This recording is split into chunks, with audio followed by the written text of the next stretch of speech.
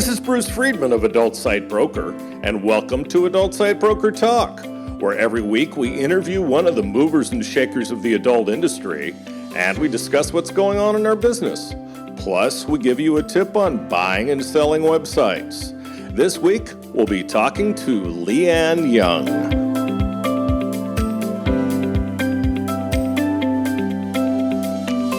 Adult Site Broker is proud to announce ASB Cash, the first affiliate program for an adult website brokerage. With ASB Cash, you'll have the chance to earn as much as 20% of our broker commission, referring sellers and buyers to us at Adult Site Broker. Check our website at asbcash.com for more details. First of all, today, let's cover what's going on in our industry. Pineapple Support has a new support group, Bouncing Back from Burnout, a 6-week course starting next Thursday, April 22nd at 5 p.m. Eastern Time. What happens when the stress of our jobs, our relationships, and our daily responsibilities begin to take their toll on us? How do we bounce back from a seemingly endless cycle of should be and to do in order to feel more invigorated and engaged with our lives? Burnout happens to everyone, but it doesn't have to be your final destination. In this burnout group, they will explore different ways burnout can show up in our personal and work lives, gain support around the unique stressors of being in the sex work industry, and build skills to manage burnout more effectively. This group welcomes you to bring your overwhelm, your exhaustion, your stress, and your whole self without judgment. Feeling at your wit's end? So are we. The Free Speech Coalition has released a statement about their past guidance recommending that performers who have been vaccinated for COVID-19 should still test for the virus. FSC also said this requirement could change. This is the FSC statement. PASS has published a vaccination resource portal that addresses questions over testing, details new studies regarding transmission, and asks performers to provide feedback via a short anonymous survey. We know everyone wants to return to pre-pandemic shooting as quickly as possible, said Ian O'Brien, Executive Director of PASS. Our industry has done an exemplary job at preventing COVID on set, and we certainly realize the financial and scheduling burden of 2-day COVID testing. We ask that vaccinated performers continue to test for the time being as we work to evaluate risk with an increasingly vaccinated performer pool. While the risk of serious illness decreases substantially after a vaccination, the data regarding the potential for a person to carry and transmit the virus after vaccination is still unclear. PASS is also looking at the threat of newly emerging variants and working to understand actual risk on set. We need to hear from performers and crew, says O'Brien. Right now, we don't yet know how much of the industry is vaccinated or planning on getting vaccinated, nor do we know how performers and crew feel about working with unvaccinated people or without a COVID test. The science is important, but our policies also need to reflect the needs of the industry. Now let's feature our property of the week that's for sale at Adult Site Broker. We are proud to offer one of the longest-running adult review sites. The site is a true pioneer in the review space. It's built a reputation for its quality of reviews. With over 28,000 full and original reviews, it's a leader in this space. The site has a wide range of columns and photo galleries. The site is powered by a custom-designed CMS, which enables a staff of reviewers to request titles for review, have them emailed and tracked, and then submitted as a review to the database. The flow is pretty seamless and has been rocking and rolling for many years. The team at this site is filled with adult entertainment enthusiasts. All of the site's marketing is organic, which is a tremendous opportunity for a buyer with a traffic network or who wants to purchase traffic. All this for only $299,000. Now time for this week's interview. My guest today on Adult Site Broker Talk is Lianne Young of House of Ardent and the Ardent Podcast. Lianne, thanks for being with us today on Adult Site Broker Talk. Hey, it's great to be here. Thank you for having me. It's great to have you. Now, Lianne is one of the UK's leading advisors on adult entertainment, sex, and relationships. She started her mainstream career in 2002, appearing on shows such as The Jeremy Kyle Show, The Trisha Goddard Show, How to Have Sex After Marriage, and several other mainstream productions as a sex and relationships advisor and porn industry expert. She's also known for covering events such as AVN, XBiz, the Prowler Awards, and other adult events around a variety of lifestyles in the adult industry. Lianne has a caring, positive attitude and a desire to help as many people as possible understand different relationships and life choices. Lianne always maintains the highest level of commitment to her work and to her clients. Now, Lianne, at what age did you decide to enter the adult industry, and why did you do it? Oh, I think it was 1999. And I got into it because I was a single mum of two children. And to be honest with you, my relationships beforehand were, very male dominated. And to be honest with you, the sex wasn't great. And I suddenly met this great crowd and I got to sexually know myself and realized I was pretty good at sex and rather enjoyed it. And I just got given the opportunity by someone I got introduced to the stage newspaper where I could write off to somebody. And I managed to write off to an agent. And before I knew it, I was on a porn set. And I think the main reason was I was a single parent of two children, living in a council estate. I wanted a better life for me and my children. And I didn't have the ability to go to work 9 to 5, 5 days a week. And I wanted to do a job that I could thoroughly enjoy. And having sex was very high up on my likes. Yeah, I've always enjoyed it.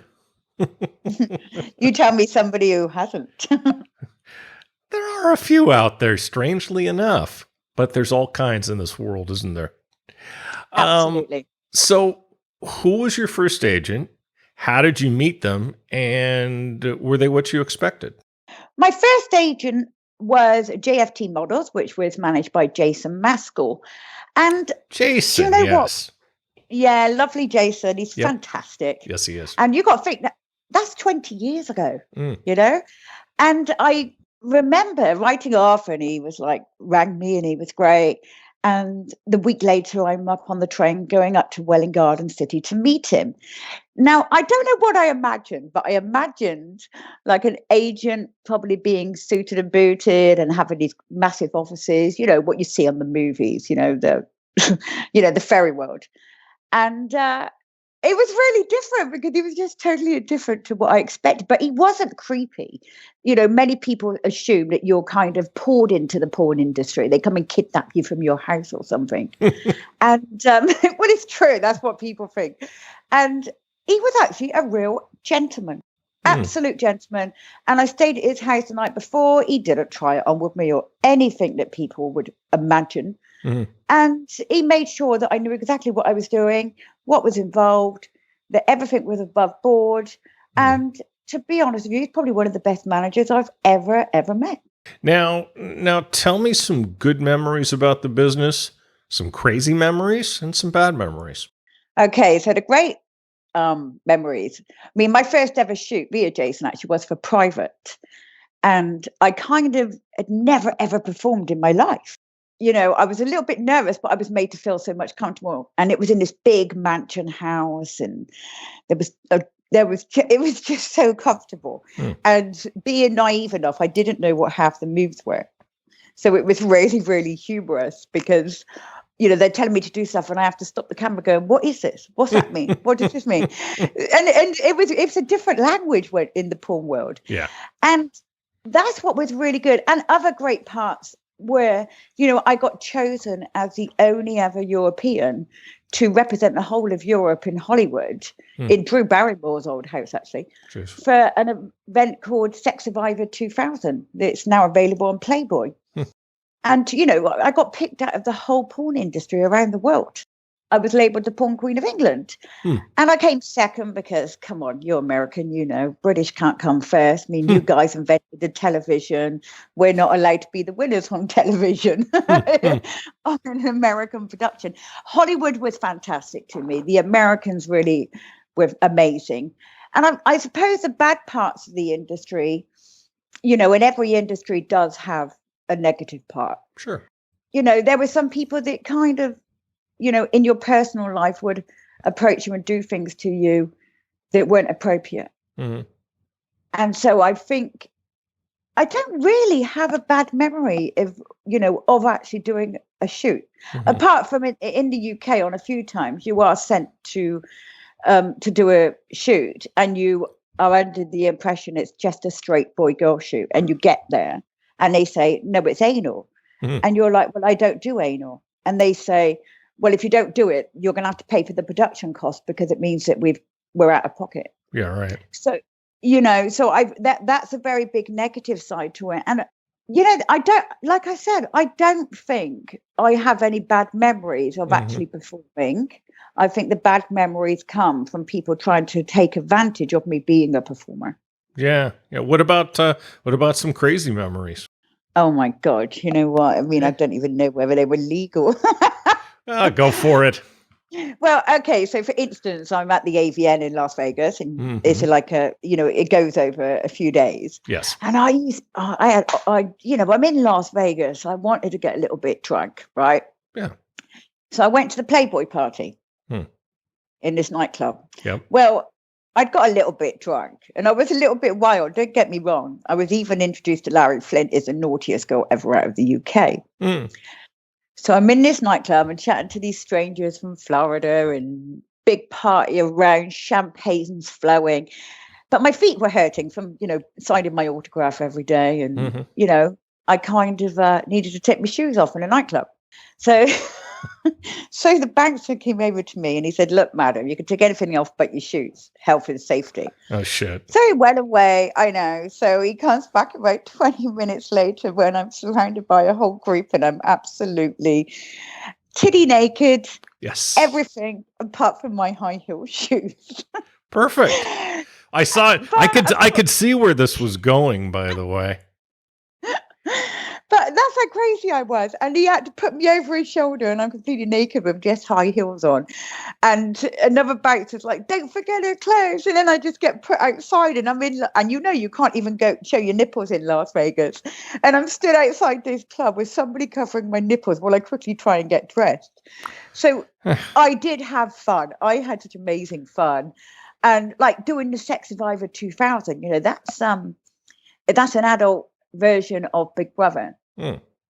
And that was nuts, because halfway through the production, somebody broke the rules. So the shoot got put on halt, and we had to make a team arrangement that, yes, we're finished the rest of filming, even though the contract had been breached, not by myself.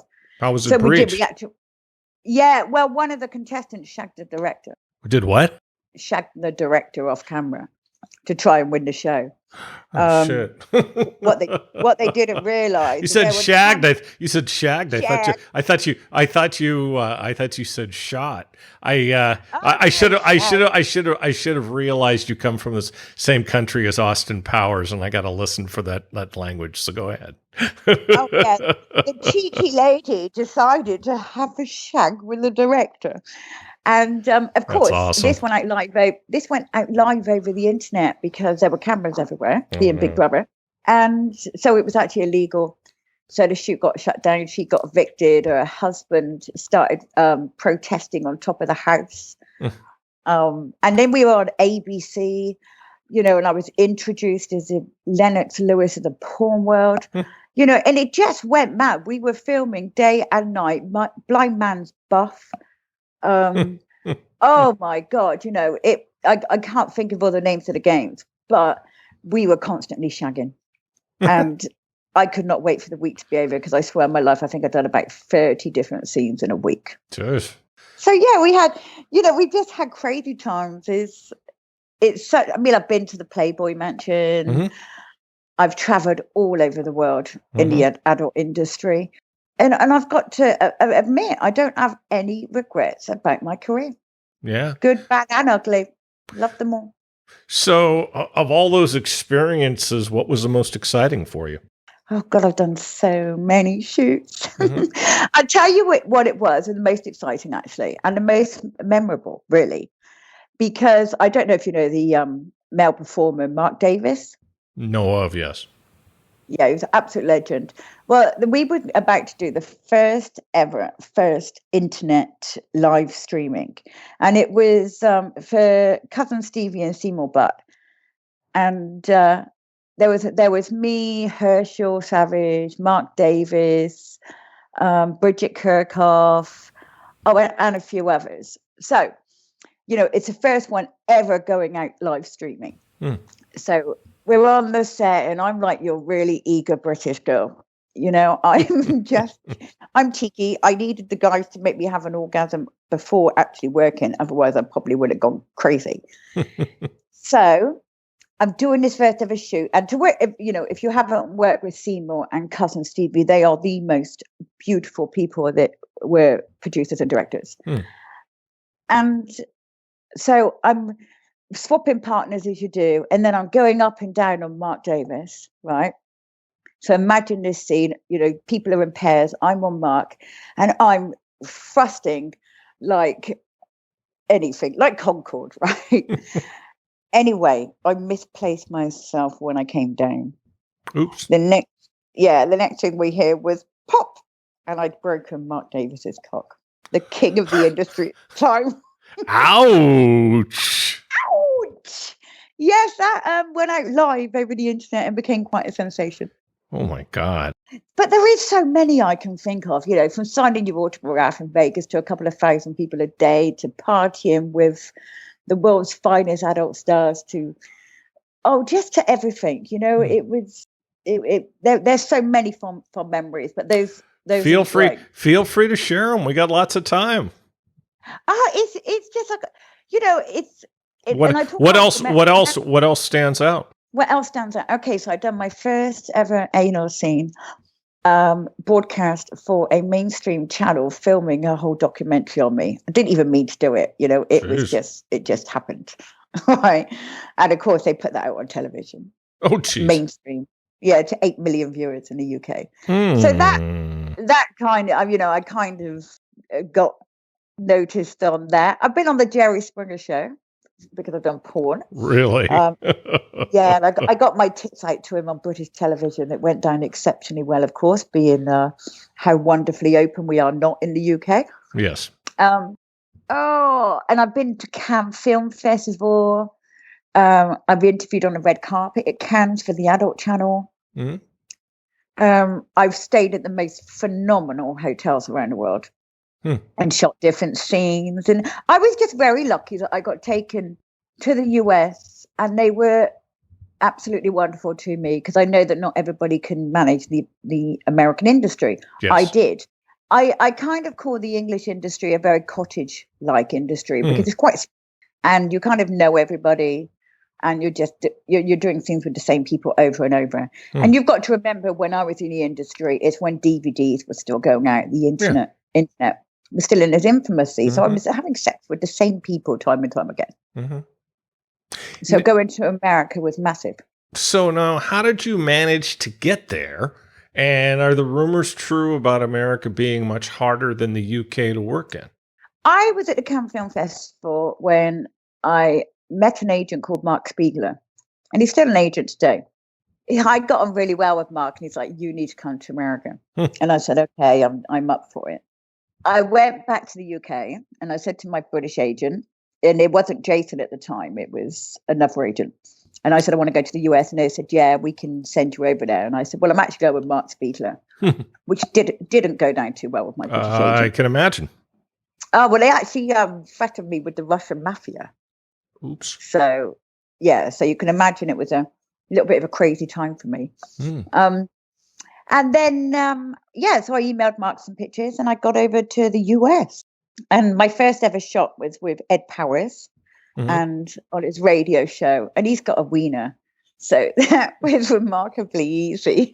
And then, to be honest with you, do I think the US was harder? No, I think it was way more professional. Yeah.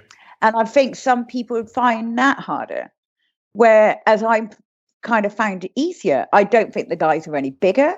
Mm-hmm. I don't think the work's any harder. In fact, you're in a studio with full on direction. Mm-hmm. And there were boundaries, and I don't think it was bigger. I don't think it was harder in the US. In fact, I barely worked in the UK industry again after that because I actually like the way the Americans work. Yeah.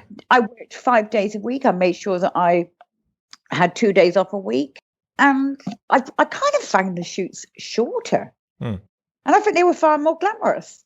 You know, you've got hair and makeup, you've got catering on set. Mm-hmm. Nobody was drinking or taking drugs. That was fully forbidden on set. Mm-hmm. And no, the hours could be longer. Yeah. Oh my God. Yeah. I mean, I remember being on a Shawn Michaels shoot one time, and I was there for 18 hours. Yeah. About 9 of them was waiting around.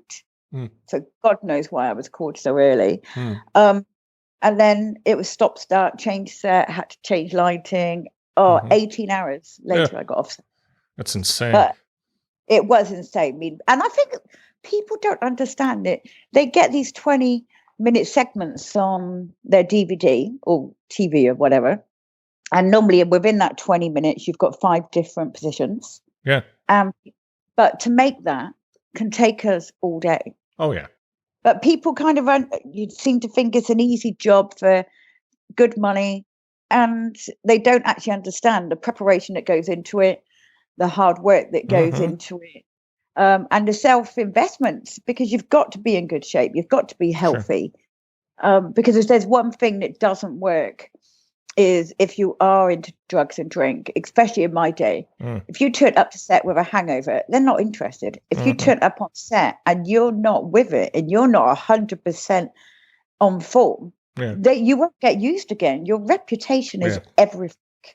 And I think people just have this whole belief about the industry being full of drugs and drink.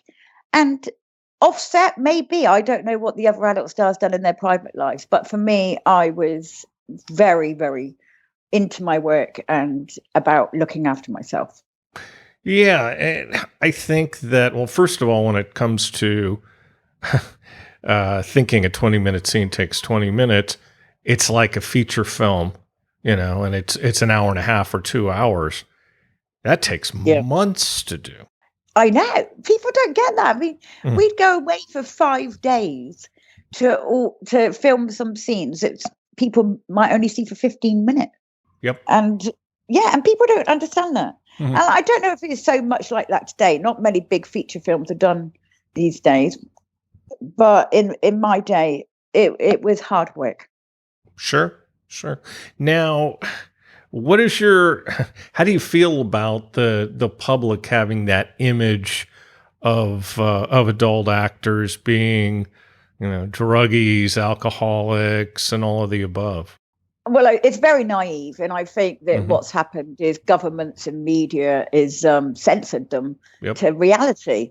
And people need to realize that. They need to realize that they're watching the news, they're reading newspapers, they're reading other people's thoughts on it and taking it as fact, when in fact, it's not fact. Yeah. That's just what censorship is about. Censorship is about controlling people, getting them to believe that something's good or bad. I mean, there's never an in-between. Sure. The government and the media is either good or bad. And you know, people have kind of been brainwashed with the fact that, you know, and I'm going to touch this subject, ever since the word came out in child pornography, it's kind of, everybody says the word pornography. So they think that the porn industry is related to child pornography, when it's actually couldn't be further from the truth. Now I work beside the Met Police as an outreacher. I'm a counsellor for the industry. And I say to them, I don't like it being called child pornography, and nor do they. They call it child sex images or child abuse or sexual abuse, you know, because they don't want the lines to be crossed. However, the media aren't going to support the industry. They just don't. So look at that article that Christoph did in the New York Times in December. Which one was that? The one on Pornhub, the one the children of Pornhub. He actually did too. Oh, Yeah, I mean, I do understand that Pornhub aren't age verification every production. Mm-hmm. Okay, they're putting belief in the people that actually upload the content or studios. Right. So they kind of needed some kind of, maybe. Mm. But in England, it's been no different for the whole of decades. And I'll tell you why. Because in England we have the BBFC. Okay, they kind of the ones that had to monitor everything that went out on R18 or 18, and they make the decisions. Now, if they once thought that somebody was underage, they were able to ask for the paperwork. They've never Good. once, but they've never once done it. Good. Ever. Well, that means that means the industry is self-policing, which is good. Which is what happens in the U.S. too. Yeah, so that's exactly what's happened. But with Pornhub, I just think that people thrive on negative news. Mm-hmm. And I asked and I've written for several newspapers, Mm-hmm. and I asked a major journalist once. I said, "So why can't you just write something good about the industry?" And they goes, "Good news doesn't sell." Yeah. If Joe Bloggs wakes up and reads something about their neighbor doing a good deed, they're like, "So what?" Yeah. But if you tell them that their neighbor's a murderer, they're go and talk about it. Yeah. So, you're absolutely right. You're absolutely right. Sensationalism is always sold, and that's a lot older than we are. Absolutely. The unfortunate part of this whole Pornhub thing is it reflects on the entire industry. It makes everybody say, "Well, porn is bad." Porn's been bad in the public view for decades. Yep. For centuries. Yep. England has one of the strictest rules on pornography. We can't do any face sitting, we can't do any fisting, we can't do this. All about censorship. I didn't know that. It drives me absolutely potty how censored it is over here. It's never had a positive view. It's really hard because England. It could be worse. You could be Japan. Oh yeah, but do you know what? I must be the only person in history that's been to Japan's red light district, and I found it rather boring. Yeah, I've been there. I found it really. It didn't do anything for me either. Actually, the Ginza. Yeah, it didn't do anything for me either. Yeah, I mean, I love going to Bangkok. I go to a place called Nana Plaza, and I go to a bar. I go to a bar called Spanky's, right? Oh, been there. Yeah. It's one of my favorite places in the world. Yeah. And I go there. It's crazy. I can go on my own. I'll have a few drinks. I'll tip. I'll pay for guys to have lap dances. And they're like, "What's going on?" But it's only like £2.50 a go. And then I get a little bit drunk, and then I'll say, "Can I get on stage now?" I take my top off and get on stage. Oh yeah. I love Spankies. But anyway, going back to the industry and being self-regulated, it is. But there's always going to be a bad apple. Yeah. In it. Sure. There's always going to be, and that's partly why I do counselling, because lots of people hide behind the industry, and then the industry gets blamed. Yep. Indeed. And I say 95% of the industry is absolutely very professional, and people could learn from it. Yeah. So now, tell me the whole story. You mentioned you were known as the porn queen of the UK in the year 2000. Tell me the whole story on that. Okay, well, I got selected to represent England over in the US in the like the Big Brother adult version. But before I'd got into adult, I used to work in the probation industry. So obviously I had a bit of a name. I got all the newspapers used to write about me. And they found out what I was doing, and they were like, "Oh my God." And then it got centralized. It's got put all over the media that I was a porn queen of England, now working for Playboy over in the US. So it was really massive. But I think what it was, I was so professional. I literally overnight became a sensation because the papers had written that I was an ex-probation officer, and then documentaries were getting made on me. I was invited onto every chat show.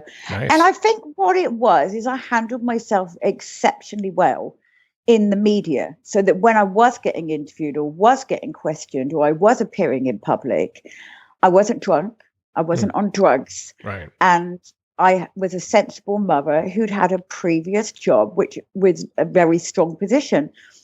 So I think what happened is the media don't mind hyping somebody that's stable. Yeah. And I think I came across very stable, and the media took me on as the porn queen of England. I love it. I love it. Good thing they weren't at that Playboy party in Vegas. Now, what was a video that wouldn't have gone over well? So what exactly was Sex Survivor 2000, and why was that your last act in the U.S.? It was the Big Brother, like doing 30 scenes in a week was a little bit much. Yep. And also having to deal with all the crap of somebody breaking the rules and disrespect. Yeah. And then I had to go to Vegas straight after and sign my autograph. I was just exhausted. Yeah. I was exhausted. And also, something happened to me in the industry that I can't actually talk about at the moment because I'm it's involved a court case. Oops. But I just realized that no matter how big you get and no matter how hard you work, there's somebody ready to take advantage of you. And Sure. I think in the industry that a lot got swept under the carpet, if I'm quite honest with you, whereas there was something that happened to me that happened to others as well. And because this person was a big name. Yeah.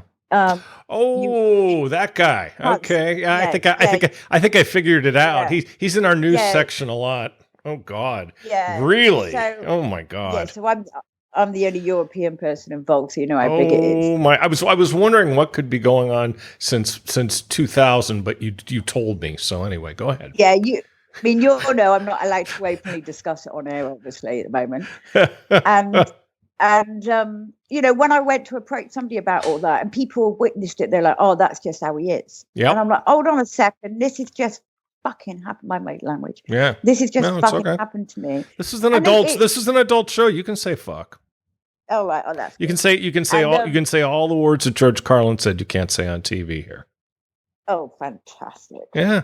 And, that's fucking fantastic. Yeah, fucking fantastic. There you go. And so I think what happened is, that happened to me. Nobody listened. I went to Vegas, and like I said, the work of an adult star, on that level is huge. The pressure is huge. Mm-hmm.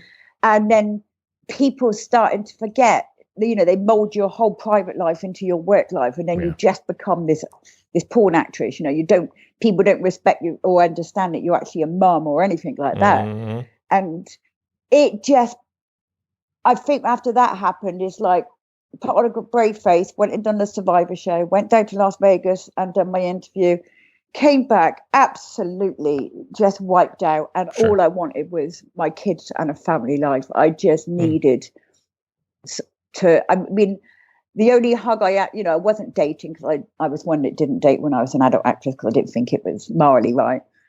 And I needed time out. I needed time out after that. And plus the internet was coming in, and I wasn't one to do webcamming. I believed it. I had 2 children. I knew they were going to come of age where the internet would be a major part of their life. Mm-hmm. And I wanted to retire before they even had an inkling of that happening, so that, not so I could avoid the situation, but mainly more so that I could control the situation. Yeah. Yeah. That's smart. That's smart. So you got out of the industry, and after you retired, how did you feel and what did you do? Well, after I retired, I realized there was no female agents in the world. Mm-hmm. So I started managing British stars and sending them over to the US. Nice. And making sure that they were professionally looked after, that they had accommodation, they had drivers. And so I started representing the top English female performers from the year 2002 till about 2004. Wow. And then there was an HIV outbreak in 2004 in the American industry, and I pulled all the models out, and that's when I just said, "Do you know what? I'm not doing this anymore, and I need a different life." And so I, so you didn't want to. You felt like you were putting them in danger, and you didn't want to do that. Absolutely. Yeah. And if there is one thing that doesn't happen, and the professionalism had started sliding because the internet obviously was taking over, so budgets were getting lower and stuff like that. Yeah. And what people don't understand is there was no health and safety, and unless models get self-insured, if they have an accident on set or injured, that is at their own cost. Yep. And I wasn't willing to take the risk of having on my conscience any female, even if it would have been their own fault, catching HIV. And I just couldn't, I wouldn't be able to sleep at night. Sure. Understand. So when did you become a counselor for models worldwide in the adult industry? That's only fairly recently, actually. I mean, I lived in what I'd done after retiring from managing models is I got trained by the Family Planning Association, which used to be our sex education board. And they were really happy that I'd approached them. We kind of learned from one another. And the next thing, I'm on every channel being a sex expert on relationship shows. It's great.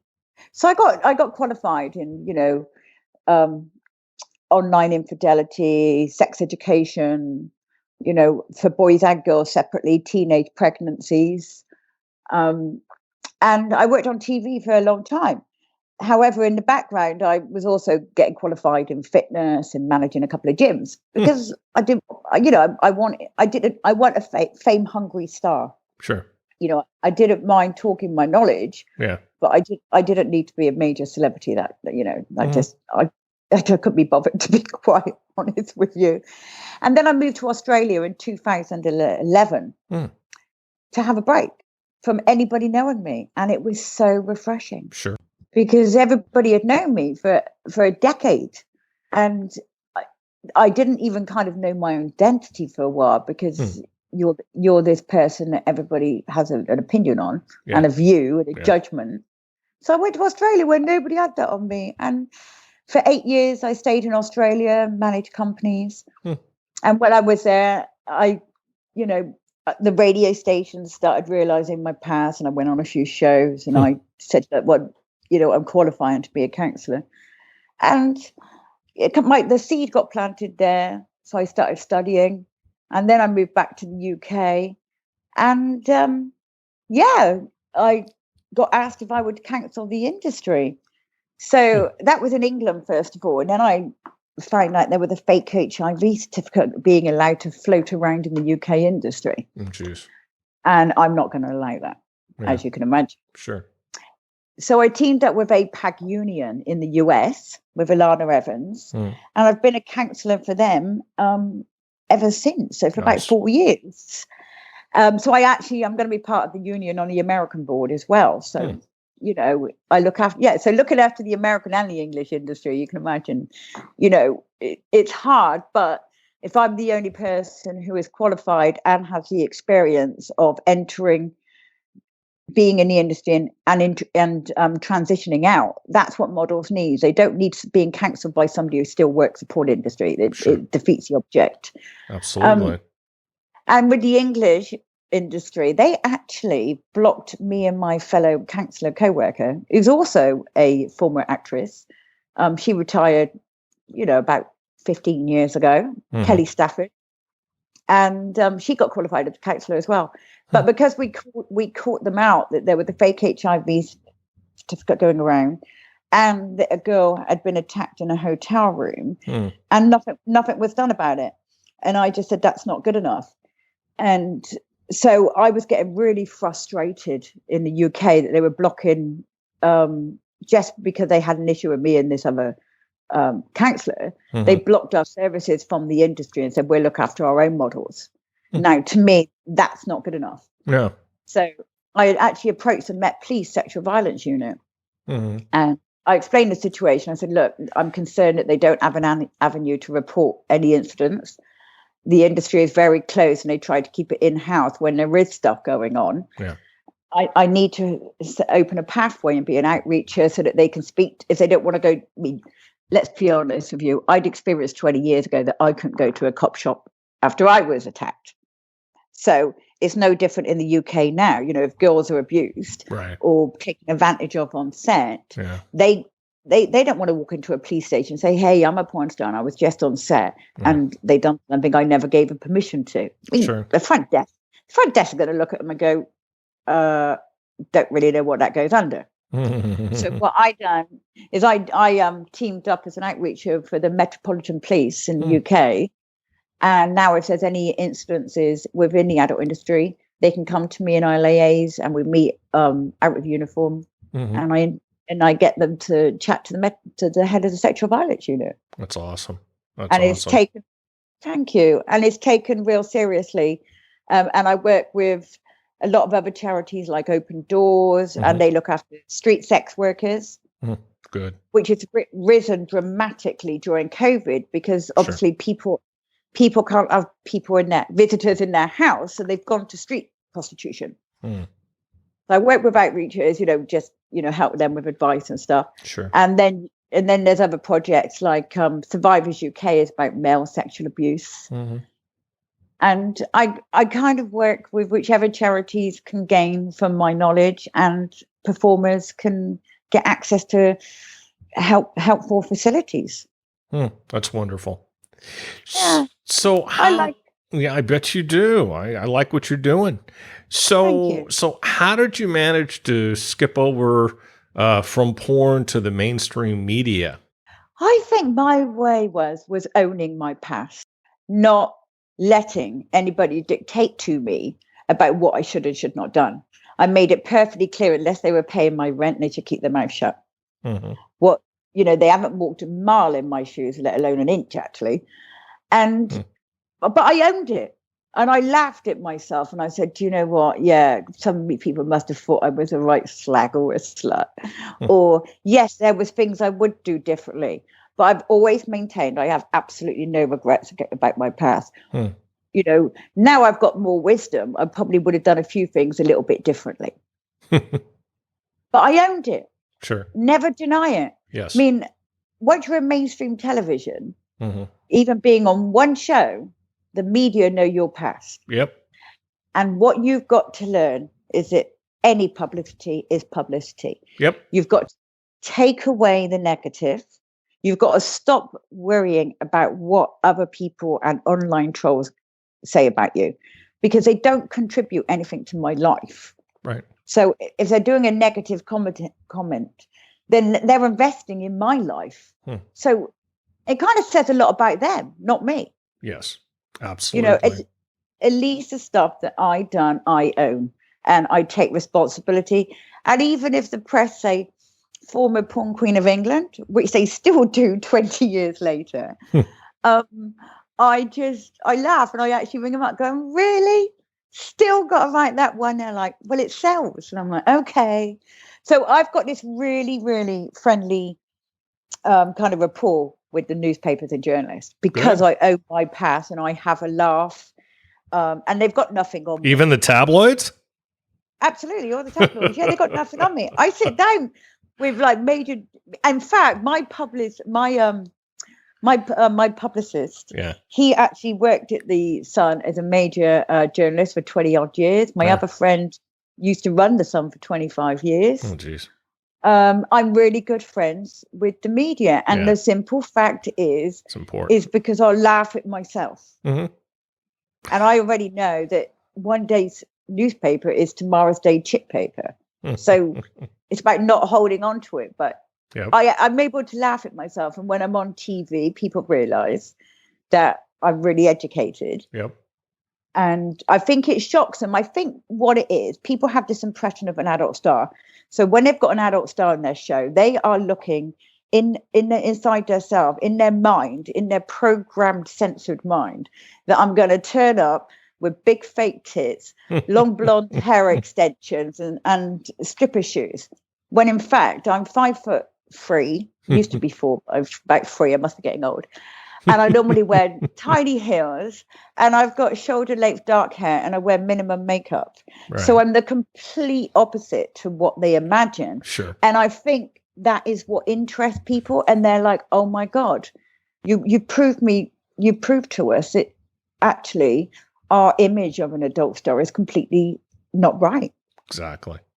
And I think, I mean, the thing is as well is like I retired from porn 20 years ago, and so most media will like to chat to adult stars that are still in the industry to but with me, I'm like, yeah, you can grab one of my old pictures if you want, as long as I know which one it is. I don't mind. Yeah. And when I say, 90% of my mainstream career has been absolutely wonderful, I had to sue a newspaper some years ago because they actually got a picture of me and put it against a fake story saying that I had an ASBO. You had a what? Antisocial behavior order against me. It's called an ASBO. Oh. And they said that I'd been caught having loud sex and I had a criminal conviction. However, what made me so annoyed, I wouldn't give a shit about them lying, to be honest with you, or tabloids, defer the truth.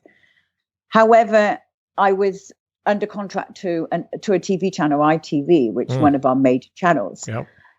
And they were about to drop me from 2 shows. And I had to say to them, no, look, it is crap. And I'm very fortunate, my life's been very fortunate, was actually kind of having a relationship with somebody that owned most of the local regional papers. And he took me to the Queen's lawyer. Oh, so I geez. chatted to the Queen's lawyer. Hello. I know, right? I've had a very interesting life. So I went to the Queen's lawyers and I said, it's defamation and slander. It's not true. And they haven't even used my correct name.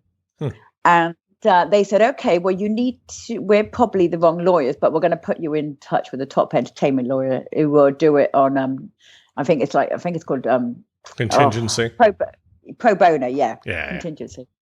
So they put me in touch with the main lawyer that looks after all the mainstream performers, actresses and stuff like that. And he just basically rang out the newspaper and said, right, I'm on £800 an hour.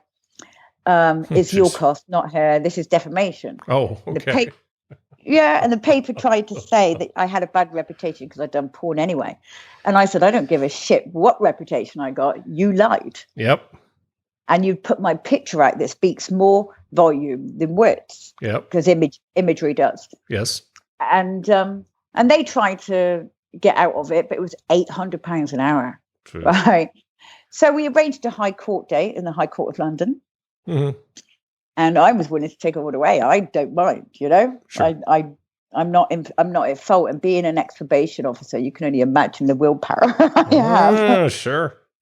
So they settled an hour from the hearing in the High Court of London, settled out of court. Nice. And I have no regrets about it. And everybody said, if you sue a newspaper, come back to haunt you. No, it doesn't. Do you know what? All it does is let you know never to be made a fool of. Exactly. And you won't hear from them again. So there you go. Never again. And the best thing is, it's like, just because you're a porn actress or actor or any kind of sex worker, it should not take away the fact that what somebody does to you is legal. You are still under the same law. We are still under the same Protection Act. As anybody that may be a police officer or work in a bank. So your career should definitely not have any influence on how you are treated. Exactly. Just like that guy's name we can't talk about in the States. Yeah. So I'll give you another interview when all that's healed up. So then definitely. I want to hear that for sure. I want the exclusive on that. So, so what advice would you give to others in the industry? Okay, well, I kind of got different advice from people going in it and wanting to get out. If you're going to go in the industry, just be prepared that once you have worked the sex industry, it never goes away. Now, I don't mean that by saying that people won't forget you done porn. You yourself won't forget you've been a sex worker. Yeah. And once you're able to turn your emotions on and off, which every sex worker has to do, it's very hard to undo that skill. Yeah. And it can affect every ongoing relationship, even if it's with your parents, your children, a partner, because you're able to put your emotions aside. So you do have to be aware that when you go into the industry, you're going to learn a new set of skills. Yeah. And they may not all be positive. For people in the industry, what you have to remember is, you're either got a short shelf life or you do it for good. This is a career, because it is a career, right? Or it can be. However, learn about marketing, because you're up against millions of other people. Yep. And if you don't have a business sense, you can't run a business. And if you're an adult star, you're an enterprise, you're a business. Yes. So it's about building yourself as a business. Right. And you can't run a company if you cut corners. You can't cut a company if you're going to act illegal. You can't run a company if you don't have duty of care, health and safety, insurance, and stuff like that. So my advice is don't even worry about what career you're doing. But to you are self-employed. Yes. And therefore you should get yourself covered for every instance. Yes. And if you're in the industry and you're looking to get out, you have to understand there's a transition period. You can't just hop from one industry that is very emotionally challenging and then go back into society, because it can destroy you. There's a lot of trollers online that will come for you and attack you. Now, just like at school is a young age, I think emotions should be educated to youngsters, that we have different emotions and we have different reactions, and that we're responsible for our actions and reactions. Absolutely. And not that others.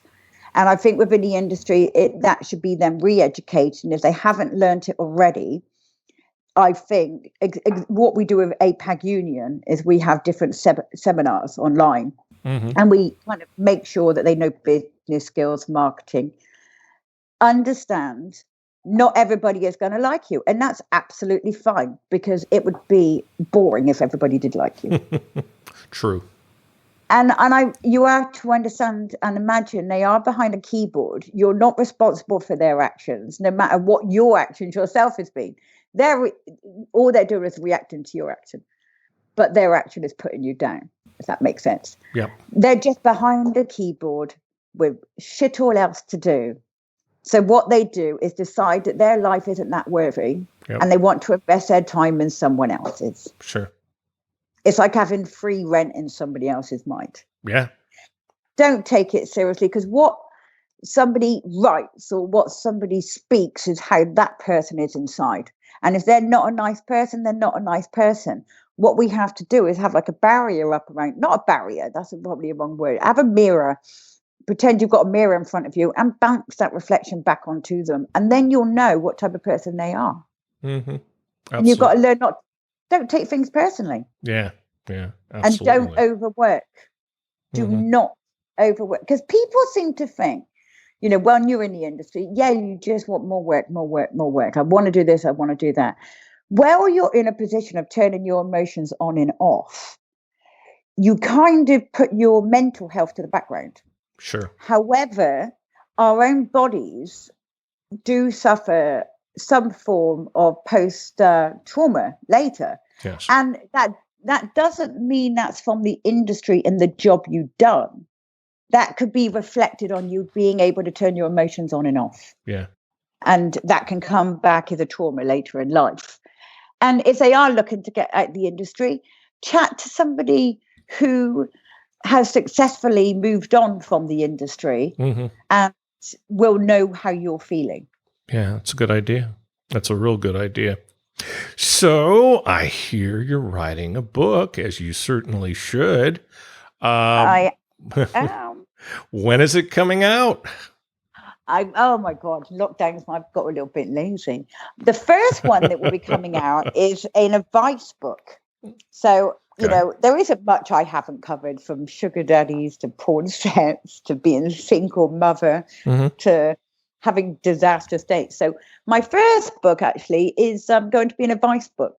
And I share a bit of my life story in there, but not much. But my autobiography will be coming out later, because it'll probably coincide with the court case over in the US. Oh, yeah, you got to wait for that to resolve first. I've got to wait for that to resolve first. And guaranteed bestseller. Guaranteed bestseller. I know, right? It's like, so I'm actually kind of quite enjoying a little bit of a quieter life, getting decorating done and doing kind of little mundane things at the moment. But I've got my own TV show starting in April. Good. Sex and Relationships show. Nice. So I'm really happy with that. And then my advice book, I want to get written. Well, do you know what? It was meant to get written by March the 30th. However, being the work in the industry I do, I'm very well connected. And as you know, I normally cover AVN and XBiz and Prowler Awards. And I also interview at pleasure product events. Okay. You know, and they're massive. You know, it's one of the biggest industries in the world. Yes. Well, I'm one of the fortunate ones in the world, especially from England, who's traveling to Mexico in a week's time. Oh, jeez.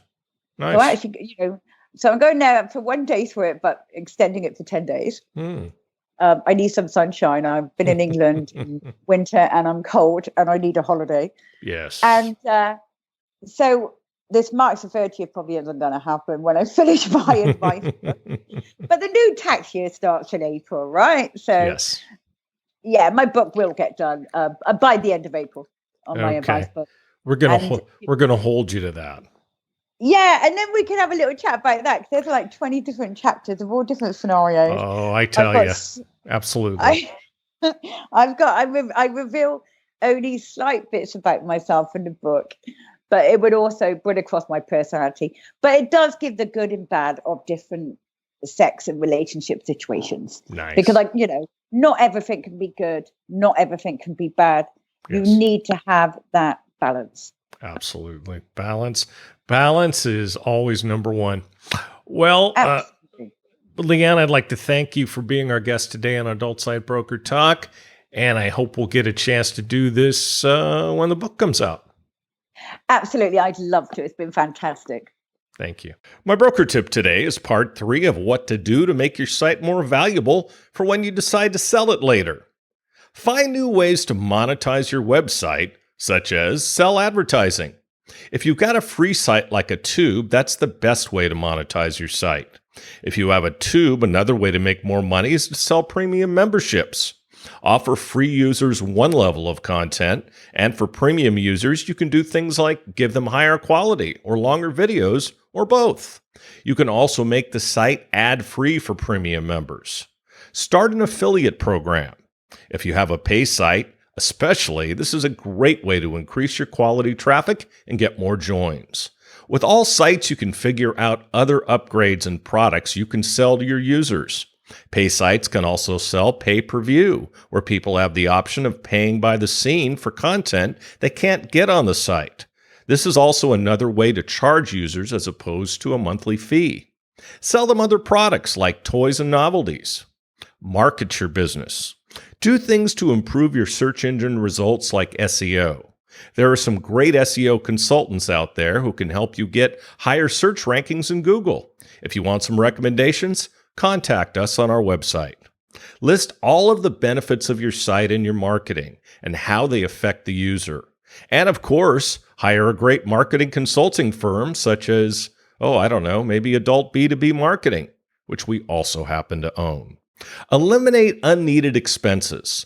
Constantly make sure you're not spending money you don't need to. Make sure there isn't duplication in your staffing. From time to time, check services you pay for like hosting and see if there are better and less expensive options. Take it from me. I've done this and saved a bunch, plus got higher quality hosting in the process. Again, ask us for recommendations. Always look for ways to do things more cost effectively.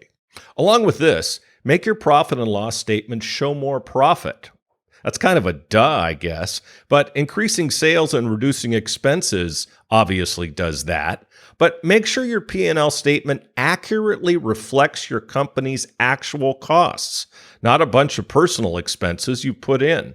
This will cost you money when you sell. It may help you with the tax man to put that stuff on your tax return, but it hurts you if you show that stuff on your profit and loss statement. Remember, every dollar in profit increases the value of your website as much as 3 or 4 times. This is why you need a good, experienced broker to help lead you through the process. We've gotten people thousands of dollars more on their sale just by adjusting the P&L statement to more accurately reflect actual business expenses as opposed to a bunch of BS. We'll talk about the subject more next week. And next week, we'll be talking to adult industry writer Ralph Greco. And that's it for this week's Adult Site Broker Talk. I'd once again like to thank my guest, Lianne Young. Talk to you again next week on Adult Site Broker Talk. I'm Bruce Friedman.